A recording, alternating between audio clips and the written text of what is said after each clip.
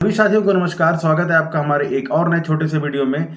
तो जैसा कि पता है आपको कि आज है फ्राइडे, परसों आपका एग्जाम हो जाएगा और मुझे उम्मीद है कि आप लोगों ने अपनी तैयारी अच्छे से कर ली होगी।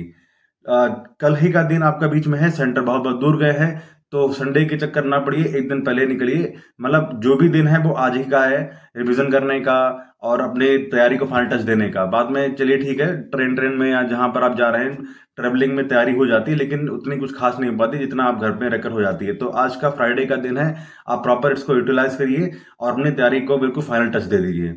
बहुत साथी लाइव मुझसे पूछ रहे थे कि भैया क्या तुक्का लगाना चाहिए या नहीं लगाना चाहिए, और सेकंड चीज पूछ रहे थे कि क्या भैया कौन सा पोर्शन पहले करना है या किस पोर्शन को हमें बाद में करना है।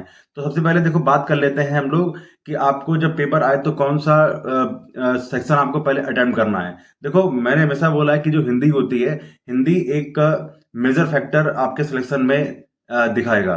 तो हिंदी को ही आप अच्छे तरह करिए और सबसे पहले आप हिंदी को ही करना स्टार्ट करिए, क्योंकि हिंदी में जो आपके नंबर हैं वो सॉलिड ही नंबर हैं। क्यों? और उसके बाद जैसे मान लो यूपी जीके हो गया या फिर जीएस हो गई, इसमें नहीं मालूम है क्वेश्चन कहाँ से आ जाएगा, किस तरह से आ जाएगा, लेकिन आपका जो यूपी जीके का पोर्शन है वो आपका पता ही है कि मेरी बुक से है, मैंने तैयारी की है, तो आप वहां से अच्छे से क्वेश्चन उसको खींच सकते हैं। सेकंड जो सेक्शन है आपका दूसरे नंबर पे करना है आपको रीजनिंग का।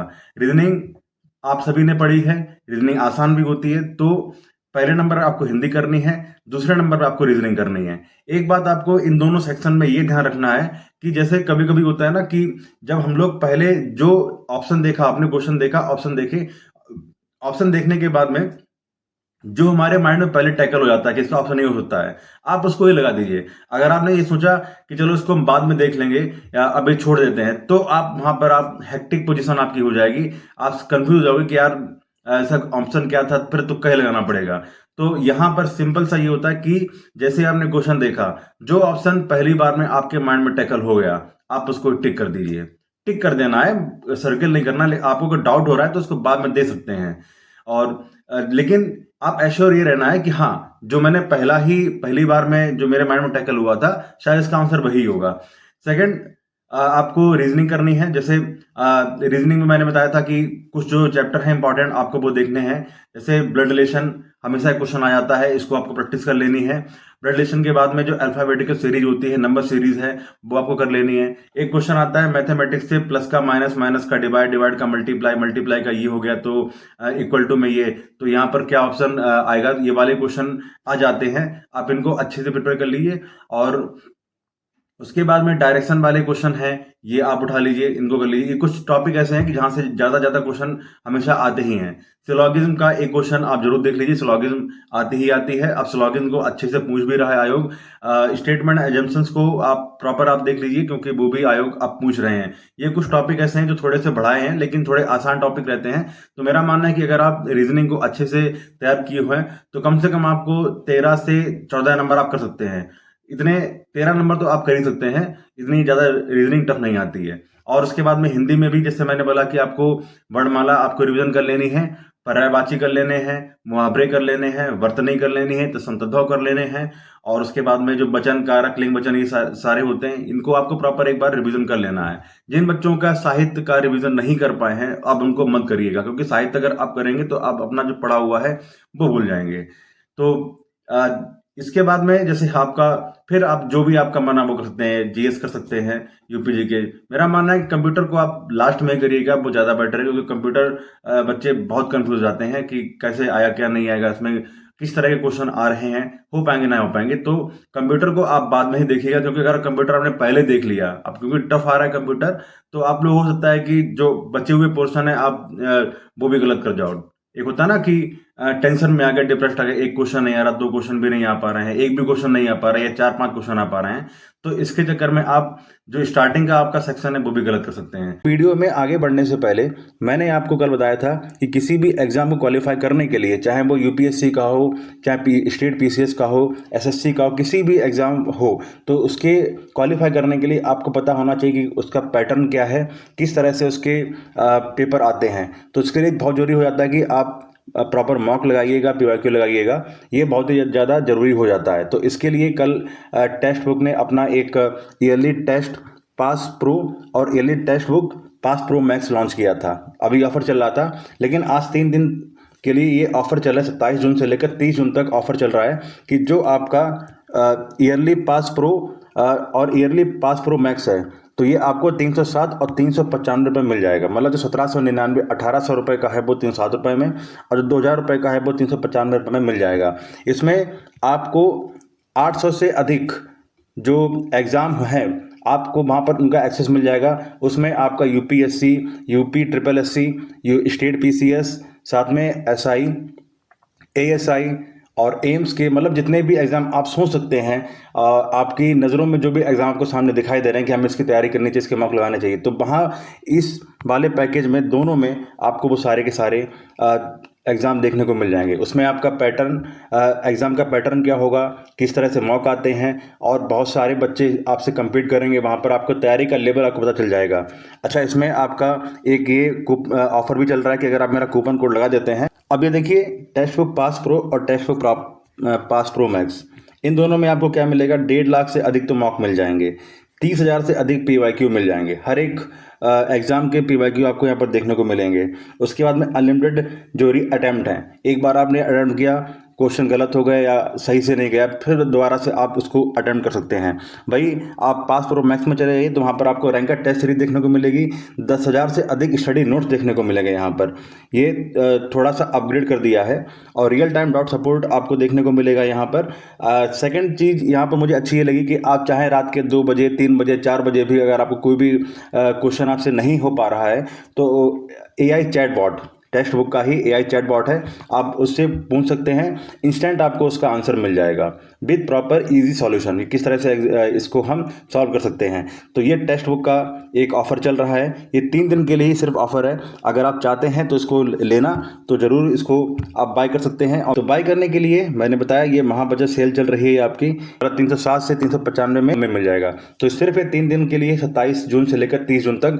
जैसे कि बहुत से बच्चे हमारे हैं जो यूपी ट्रिपल एससी के बच्चे हैं, वो जुड़े हुए रहते हैं। तो आप जैसे 55 से 12 का एग्ज़ाम है, अगर आप कल एग्ज़ाम देते हैं, उसके बाद में आप, ऐसा तो है नहीं कि तैयारी करना बंद कर देंगे क्योंकि पता नहीं रिजल्ट कब आए, तो आप आगे की फर्दर तैयारी कर सकते हैं। तो चाहे वो 32-84 यूनिट स्टैंड का हो, बीपीओ का हो, या वन विभाग का हो ही क्यों ना हो, अभी सारे एग्ज़ाम होना बाकी है। इवन दो पैट के एग्ज़ाम भी अभी कराए जाने हैं। तो सारा का सारा एक्सेस आपको सिर्फ एक ही बार में मिल जाएगा। और यूपी ट्रिपल एससी नहीं, जो बच्चे यूपी एसआई के हैं, जो इलाहाबाद हाई कोर्ट समीक्षा अधिकारी ARO के बच्चे हैं, तैयारी कर रहे हैं, PCS RO की तैयारी कर रहे हैं, वो सभी के एक्सेस एक ही बार में आपको मिल जाएगा। मोर देन 800 से ज़्यादा आपको यहाँ पर एग्ज़ाम देखने को मिलेंगे। थोड़ा सा इसके बारे में ओवरव्यू और ले लेते हैं। तो यहाँ पर आप अगर ये कूपन कोड CRWDH लगा देंगे तो आपको ये 307 और 350 मिल जाएगी। तो ठीक है, आप जाइए, इसका एक्सेस लीजिए और अपनी तैयारी को नया आयाम दीजिए। टेक्स्ट बुक का 3 दिन का ऑफर चल रहा है, आप उसको मेरे डिस्क्रिप्शन में जाकर वहां से इसको बाय कर सकते हैं, जिससे लगातार आपको अलग अलग एग्जाम का एक्सेस मिल जाए तैयारी करने के लिए। अब बात करते हैं तुक्का मारने की। बहुत सारे बच्चे पूछ रहे थे कि भैया क्या तुक्का मारना चाहिए या नहीं मारना चाहिए। तो मेरा मानना है कि जो 1/4 की नेगेटिव मार्किंग होती है, वो कोई नेगेटिव मार्किंग इसको हम काउंट ही नहीं करते हैं। तो मेरा मानना है कि जिस किसी भी एग्जाम में 1/4 की नेगेटिव मार्किंग होती है, तो वहां पर एक थोड़ा सा रिस्क ले लेना चाहिए। 1/4 ज्यादा हार्ड नहीं होता है। जैसे मान लो कि किसी बच्चे ने, मैं उनकी बात कर रहा हूं कि जिनकी तैयारी थोड़ी अच्छी है, बेटर है, और बहुत ही अच्छी तैयारी, उन्होंने अच्छे से पेपर कर लिया है। जैसे मान लो किसी बच्चे ने 100 क्वेश्चन उसने अटेम्प्ट, सारे क्वेश्चन अटेम्प्ट कर लिए, तो अटेम्प्ट करने के बाद में उसके 20 क्वेश्चन गलत हो गए। अब उसके कितने नंबर रह गए? 80 नंबर। अब 20 नंबर का अब इसका नेगेटिव मार्किंग रहेगी 1/4 की, मतलब 5 नंबर कम हो जाएंगे, रह जाएंगे 75 नंबर आपके लिए बहुत ही ज्यादा रह जाएगा। तो आप यहाँ पर तुक्का के लिए जा सकते हैं अगर आपकी तैयारी अच्छी है। जैसे मान लीजिए किसी बच्चे ने, फिर से मैं एक एग्जाम्पल लेता हूँ कि 100 क्वेश्चन उसने अटेम्प्ट कर लिए। अब उसने कह सकते हो कि 30 क्वेश्चन गलत हो गए, 70 नंबर रह गए, तो 30 तो ये चले ही जाएंगे। उसके बाद में जो इसका नेगेटिव मार्किंग है, वो भी 1/4 की नेगेटिव मार्किंग से उसके नंबर लगभग 62-63 के आसपास रहेंगे। तो यहां से भी आपका अगर देखा है तो ठीक ठाक ही रहेगा। अब जैसे कोई बच्चा है जिसने तैयारी ही नहीं करी, अब उसने 100 आउट ऑफ 100 पूरे अटेम्प्ट कर लिए, 50 क्वेश्चन तो उसके सही हो गए, 50 गलत हो गए। 50 गलत हो गए तो अब कितने 50 नंबर उसके आने थे, 11-12 नंबर कम हो जाएंगे, कितने रह जाएंगे? 38-39 नंबर रहेंगे, तो यहाँ से वो बाहर हो जाएगा। तो अगर आपको तुक्का मारना है तो तुक्का मारने का सबसे अच्छा तरीका ये कि आपकी तैयारी थोड़ी बेटर होनी चाहिए, जिससे तुक्का मारने के बाद में भी आपका नेगेटिव इम्पैक्ट ना पड़े। और जितने भी क्वेश्चन होते हैं मैं आपको बताना चाहता हूं कि पेपर ज़्यादा हार्ड नहीं आएगा, पेपर इजी टू मॉडरेट आएगा, तो आप लोग तुक्के के लिए जा सकते हैं। मेरी बात आप लोगों को समझ में आ गई होगी। तो ये उन लोगों के लिए बिल्कुल नहीं है जिनकी तैयारी थोड़ी मीडियम लेवल की है। नहीं पता चले कि आप तो बिल्कुल सारे के सारे, देखो तुक्के उन्हीं के लिए बता रहा हूं मैं कि जिनको थोड़ी बहुत तैयारी करी हुई है। कुछ बच्चे ऐसे होते हैं जहां पर 2 ऑप्शन में कंफ्यूजन रहती है, आप उनमें तुक्का मार सकते हो, शायद ठीक हो जाए। लेकिन जहां पर चारों पांचों ऑप्शन में एक भी नहीं दिख रहा है, तो वहां पर तुक्का आप अवॉइड करिएगा। लेकिन जिन बच्चों के 80 नंबर, मतलब उनको मालूम है कि हाँ ठीक है मेरे 80 नंबर आ जाएंगे, तो 20 नंबर के लिए आप जा सकते हैं। 1/4 इतनी बड़ी कोई हार्ड तुक्का नहीं होता है। पेपर इजी आएगा, पेपर सही आएगा, आप बिल्कुल टेंशन ना लीजिए, आपका एग्जाम अच्छा होगा। और फिर बोल रहा हूं मैं कि जैसे किसी के 60 नंबर आ रहे हैं तो 40 नंबर का तुक्का ना लगाइएगा, नहीं तो आप सिलेक्शन होते होते बाहर हो जाएगा। अच्छा एक चीज और, जैसे मान लीजिए किसी बच्चा है जिसके किसी के, अगर जब आप एग्जाम देते हैं तभी आपको मालूम पड़ जाएगा कि मेरा इसमें सिलेक्शन हो पाएगा या नहीं हो पाएगा, एग्जाम मेरा अच्छा गया या खराब गया। जैसे मान लो किसी के 50 नंबर आ रहे हैं, अब इसकी कट ऑफ तो 50 नंबर के आसपास नहीं जाएगी, ये तो मान के चलिए। तो अगर आपके 50 नंबर आ रहे हैं तो तुक्का मार दीजिएगा सारे के उसके बाद के, क्योंकि सिलेक्शन ऐसे भी नहीं होना, सिलेक्शन वैसे भी नहीं होना, 50 नंबर पर कट ऑफ बिल्कुल नहीं जाएगी। हो सकता मे बी आपको अगर टाइपिंग के लिए बुला लिया जाए 50 नंबर पे, लेकिन आपका फाइनल सिलेक्शन ना हो।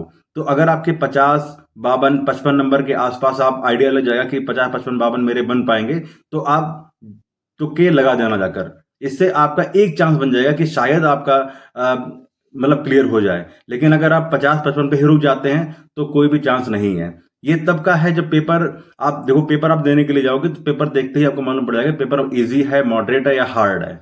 तो उसी अकॉर्डिंग आपको अपना यहाँ पर प्रिपेयर करना है। तो ये है आज का एक छोटा सा वीडियो। तो फिर मिलते हैं अगले वीडियो में। आपको आपके एग्जाम की बहुत बहुत शुभकामनाएं। आप एग्जाम अच्छे दीजिएगा जाकर, और उम्मीद है कि सब अच्छा होगा, पेपर ज़्यादा हार्ड नहीं आएगा, क्योंकि पेपर ये एक पब्लिकली ये कोई स्पेशल पेपर नहीं है।